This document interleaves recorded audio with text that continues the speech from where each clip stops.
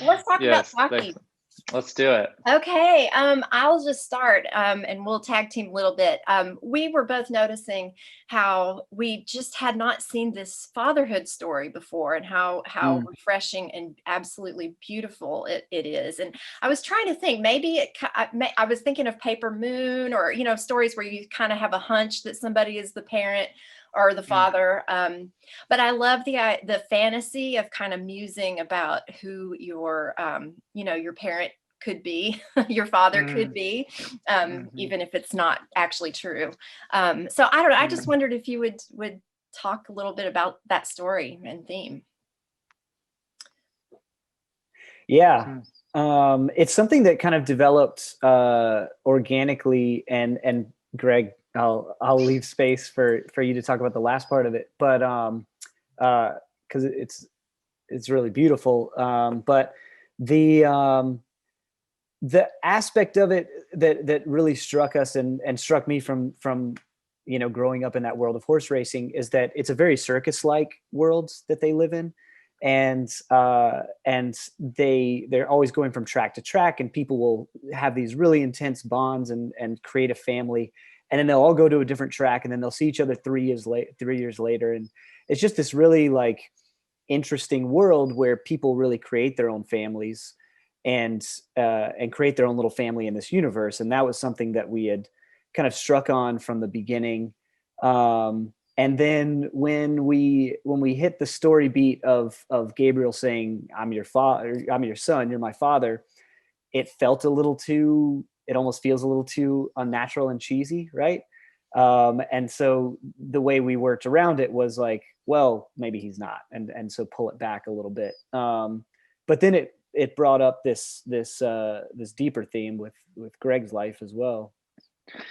Yeah, and also the kind of circus of the jockey life isn't too unlike making movies. We all kind of arrive on a set, and many of us haven't even met before. Our DP, we had a Skype call because the DP we worked with several times was unavailable, and it opened up this door for this beautiful new relationship. But we had never met in person before we went on this really intense experience of making this movie. And then, on wrap night, it's kind of like, well, maybe we'll see each other again. Maybe we'll make another. We hope so, but it's this kind of odd goodbye. It's really similar to the jockey lifestyle. But in my own personal life, kind of as this father-son story emerged, we took direct inspiration from Clint's family, being the son of a jockey. But then, anytime we're writing a script, when we peel the curtain behind this world and we're learning from all these experiences of other jockeys, and then also Clint's experience through his own family, our own lives start to fuse even more into these stories. And alongside developing the script, my wife and I adopted a child, and he's 13 now, which is crazy. I have a teenager in quarantine. But when we first met him, he was 11, and yeah, this notion of choosing your family. I mean, our son Michael really picked us to be his parents, and it's this kind of beautiful experience that that you have to walk through and live. And it became almost more powerful to us in the script, as if he's really not the father, but then chooses to be this family by the end, that we felt like would be more resonant and more honest. Speaking to both you and Clint discussing kind of these constructed familial relationships within your film narratives, and I'm even going to reference Trans-Pecos, because having the Border Patrol, as you did, this trio of men who work very intimately and end up forging these caring, intricate relationships. How did you and Clint partner up, and are the buddy narratives kind of in your films? I don't want to reduce it to buddy narrative, but are these narratives consciously an extension of your own partnership? Oh, wow. Yeah, Clint, that's good. why don't you go first? I mean, it's one of those things of like, you don't know what you don't know what you're writing about until like you've made 10 projects, and then you look back and you're like, oh, that's what I was trying to figure out the whole time. But I think kind of more broadly, what Greg said a minute ago is like, it is very true of like, we live, and anybody in film lives these lifestyles where you're making these really intense bonds, and then you're kind of going apart. And I think anybody who kind of lives on the road does that. But with Greg and I, yeah, we had very similar backgrounds, but in terms of our interests and what got us into film in the first place, which was working with people who were affected by the border crisis between the US and Mexico. Greg was doing it in Texas, and I was doing it in Florida in our own different way. And then I, having lived my whole life in Florida and having no plan or idea of getting out to Texas, found myself in Texas and met a woman named Rachel, who had gone to school with Greg and was good friends with him. And I ended up getting married to Rachel, and Greg and I are creative partners now. And so, yeah, that maybe that subconsciously that comes into there, this very like faded way of bringing families together. It's also, when I first met Clint, I got it. He had studied literature and had written a lot of short fiction. And I read a short story of his. I was like, what are you working on? I was like, well, here's this short story. And reading the first paragraph, I just wrote him a letter kind of to celebrate his directorial debut. And I referenced this first paragraph, and I was like, I knew I was sort of in the presence of a rare voice, and also felt a kinship to it. I felt a closeness to it. And funny enough, it was about an Antarctic expedition, like an ill-fated Antarctic expedition with a group of men and their relationships, and they all kind of destroy each other. But there was a beauty in it that in a questing kind of spirit of adventure, and it, we've developed kind of a mission statement behind our work that informs the projects we take on, and because our track record is, Trans-Pecos took 6 years to make, and this took 3, and it takes a lot of your life, and it really has to, you got to have something to hold on to and to stay curious about. And for us, it's to tell stories of human connection in impossible places. And so we really care a lot about as much the process of making the film and going out into something unknown and learning about this place, and then the people that inhabit it and what's their relationship to it.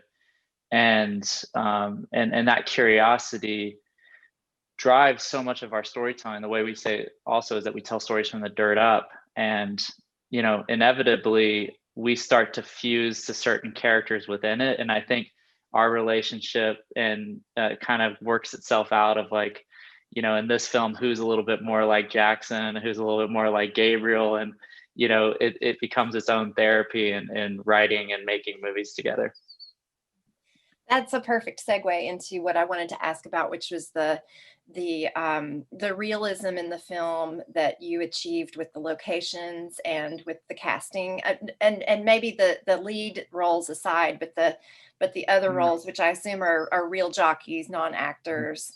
I really loved those scenes of the group conversations in the circle, and loved all the locations, and just that it really makes me feel so immersed into the film. And I love also the microcosm effect of being in, just stuck into a workplace, or, for lack of a better term. So I don't know. I wanted to, this isn't really a specific question, but I wanted you to comment on particularly working with those jockeys. Yeah, that was something that from the very beginning, the seed of the idea for this movie was that I felt like this world was super interesting of horse racing and the lives the jockeys lead, and even trainers and the grooms, and this whole little universe around around horse racing that exists on the backside.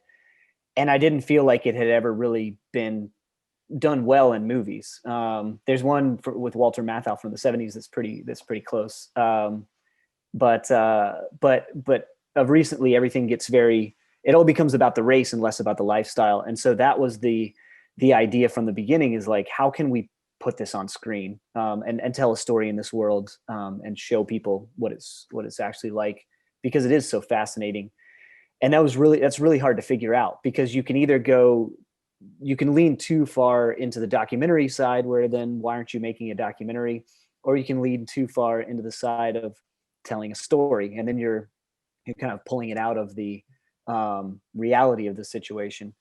And we made a proof of concept short film, and there was one moment on that short film that where we were kind of testing out this model of immersing actors in with first time actors and jockeys who would play versions of themselves. And we had this whole scene set up for Saturday morning, and we had booked all these jockeys on Friday night to be there on Saturday morning. And Saturday morning comes, and they're all loading up in pickup trucks and driving away. And we were like, what are you guys doing? And a race had popped up in a nearby town, and they were all going out there to the race. And we stayed and shot the scene as scripted and all of that. But that became the rallying cry of like, what if we just went with them and kind of go where the story leads and go where the jockeys and the lifestyle leads. Mm-hmm. And so that it was really important. It was really, really hard to figure out how to toe that line. But our actors did beautifully. Our leads, immersed themselves in the roles and immersed themselves in the world. Clifton spent so much time with jockeys that he could have become a jockey after. So did Gabriel. So did Moises. And then Molly spent a lot of time with trainers, bought her own wardrobe at Goodwill. And so it was as much this kind of situation that we had set up, as much as the actors doing, immersing themselves as well. And the first time actors, the jockeys and trainers who really just brought it themselves to the movie in such a beautiful way. Yeah, the church scene, or like kind of like the support group, jockey support group scene, really came from just as we started to get exposed to the track in our planning. We looked across the country at a lot of different places, and we weren't looking for kind of the Triple Crown, premier racing. That's still, that's really an outlier, I think, in terms of American racing today. A lot of people are on this kind of circuit, at the circus that Clint had mentioned, but a lot of those tracks have sort of gotten bought up by casinos, and a lot of the history has kind of been, drywalled over. And this track Turf Paradise really kind of hasn't changed since its, heyday, back in what would be like the 70s, Clint, 60s, 70s, when it, like the 60s, or even before, when it used to get packed out. And now, barely anyone shows up for these races. They're all kind of, betting at live, kind of across the country at other tracks. And when we walked around the backside, that was still really full of life. There was 1,000 horses and 1,000 jockeys and trainers in this whole community, where the front of the track where the racing go on, that's kind of fading away. And so as we moved around the backside, we came across this sort of double wide trailer, and we're like, what's that? And it's like, oh, that's the jockey church. Like, really? Can we look inside? And we saw that room with, the laminate paneling, and there were already kind of chairs set around a circle. And we just were like, well, what if we just got some jockeys together with Clifton and let them talk about whatever they wanted to talk about, and with a little bit of prompting, all those stories just came out, and incredibly specific, terrifying to mere mortals, but for them, like something they could laugh off, but this beautiful community and camaraderie that you can't really manufacture. Yeah, and speaking to your protagonist jockey, Jackson, played by Clifton Collins Jr., this is the second time you've worked with Clifton, and Allison and I were stunned that Clifton had been kind of hiding right under our noses for years. Yeah. And he's made a career of being something of an everyman, and how your films are pushing this everyman into the leading man spotlight. Can you kind of speak to that and your working relationship with Clifton? Yeah, he's incredible, as we all know. And it's we worked with him on Trans Pecos and just very quickly saw how amazing he is and how deep he gets into a role, even for a role that, you're right, is not the leading part of the movie. And after that, after kind of seeing that incredible talent and then becoming friends with him after the movie, we just felt like if we wrote a role for him, and showed the world kind of all the shades of what he could do, it would be really something special. And show the world all of these things we knew as his friend, but hadn't really seen in a long time, since you get bits and pieces of him from every movie, but seeing it all in one package really felt exciting to us. And so we wrote the role for Clifton, and it was built around him, and it became this other part of the movie that was really going to hopefully make it special.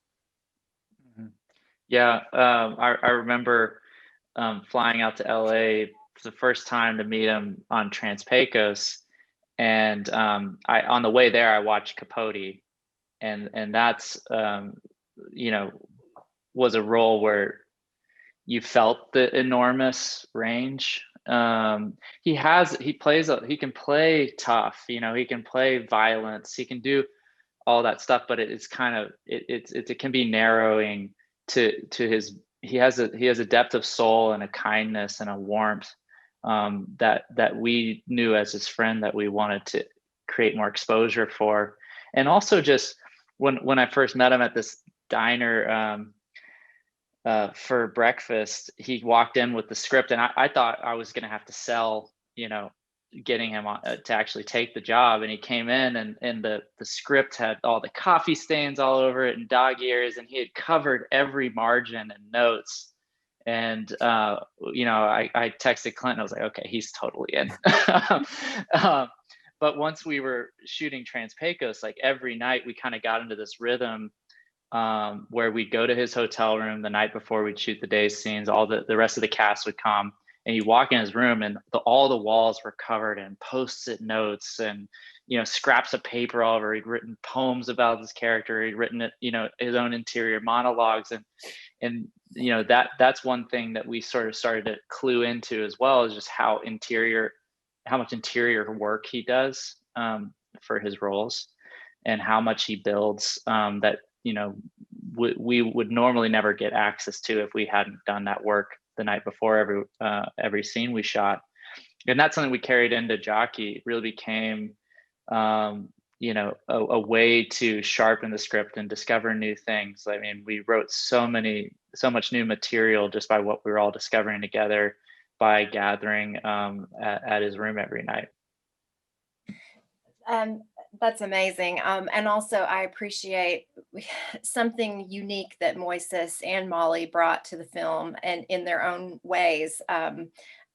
Moises he's so soulful and great looking. He's just so fantastic looking. I really want to see him in other films, because he just brings so much, and his performance was so beautifully subtle. And I would say the same for Molly. She had a mystery in every scene. There was some air of mystery to the way she behaved, and I'm still not quite sure what to make of that, but it was appealing. Yeah, so really no question. Yeah. No. I mean, just to support what you're saying, both of them, Moises was that subtlety is just there in his acting, and it's so beautiful. And it was always just I always wanted to do one more take just to see what else he would do with just a little like flick of his nose or like a movement of his eyes is beautiful. And then Molly was what she does for the movie is exactly what she did for our set, which is as soon as she steps in, it's like a breath of fresh air, and everyone feels like, oh, we need to watch whatever she's doing over here. It was so wonderful to work with her. Yeah, she has it's an energy thing. I think Well, for just to back up on Moises, you know, he really, I think, was attracted to this part of like just getting to be a human person, going through the world. He gets pushed, you know, in a lot of roles he gets pushed to like extremes, and to get to kind of, you know, walk through his path of just like this jockey's, you know, rise to prominence. It felt maybe more in tune to like what it was like to walk through the world as Moises, and then getting to kind of parallel that into the jockey's profession was something really attractive to him, and really beautiful for us to witness. And then yeah, Molly, that energy, we kept on trying to find more for her to do in the film because we just wanted more of it in our lives, that we didn't want her to leave.